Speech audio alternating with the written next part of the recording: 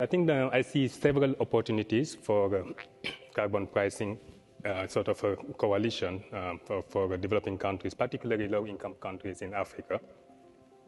As you know, I think when you take, for instance, the case of Africa, all 54 countries sign up on the Paris Agreement, and the vast majority of those countries ratified the agreement. And of course, any way that they can sort of make progress toward those commitments under the Paris Agreement would be very much welcome.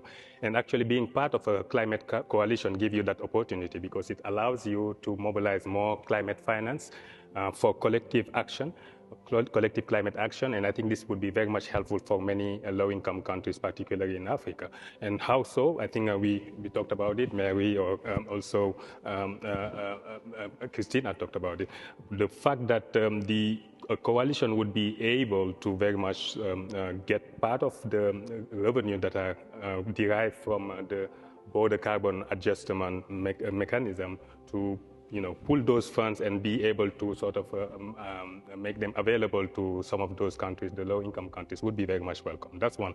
And I think this would be aligned with, I think, one of the key goals of the Paris Agreement, which is the new collective quantify goal that actually sort of dictate that some of the resources that these developing countries need needs to be sort of mobilized and allocated to them. So I think a coalition would contribute to that. A second opportunity that I also see is beyond the fact that actually collectively there would be, mobilization of climate finance. Through the domestic carbon pricing, actually countries are able to mobilize their own revenue that they can use to push for green growth objectives. So whether it is to mobilize financing to sort of finance climate resilient infrastructure, whether it is actually also to be able to promote green industrialization, or also actually push their energy transition agenda, this would be actually something that a climate coalition can allow you. And one last opportunity I would also see is, I think when we talked about the EU CBAM, I think being part of the climate coalition would give you the opportunity to respond in a multilateral setting. If you take any low-income country individually to, if they have to respond to the EU CBAM, I think that would be quite limited. But if they're part of a coalition, I think they can strategize and have a more sort of effective collective response to the EU CBAM, and I think this is something that is important.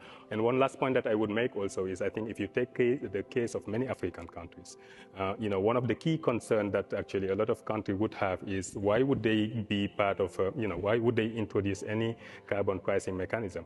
The reality is you take many African countries, particularly those that we looked at in the report, they do have actually some comparative advantage in the sense that I think they are able to produce all of those emission-intensive products by relying very much on clean sources of energy, like hydropower. You take a case like Mozambique, for instance. They sort of produce a lot of aluminium, using a lot of hydro power to do so. So I think that would give them some sort of comparative advantage that they can use. And of course, the fact that many of them also are using a big part of their product or their production to export it outside Africa, I think this is something that also needs to be taken into account, which means that they could be very much more competitive and actually very much take the benefit related to being part of climate coalition.